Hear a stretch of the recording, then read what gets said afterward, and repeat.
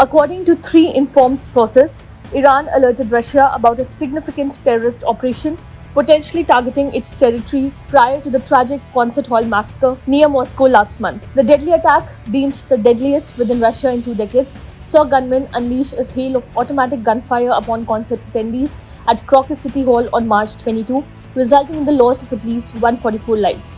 The Islamic State militant group claimed responsibility for the violence. Despite receiving advance warnings from the US about a potential militant Islamic attack, Russia, harboring deep suspicions towards Washington, downplayed the intelligence.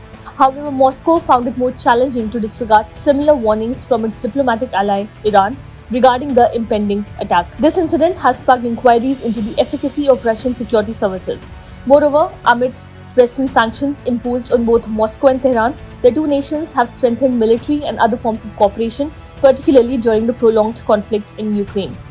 Days before the attack in Russia, Tehran shared information with Moscow about a possible big terrorist attack inside Russia that was acquired during interrogations of those arrested in connection with deadly bombings in Iran. One of the sources said, according to Reuters, Iran arrested 35 people in January, including a commander of Islamic State's Afghanistan-based branch, ISIS Khorasan, who it said were linked to twin bombings on January 3rd in the city of Kerman that killed nearly 100 people.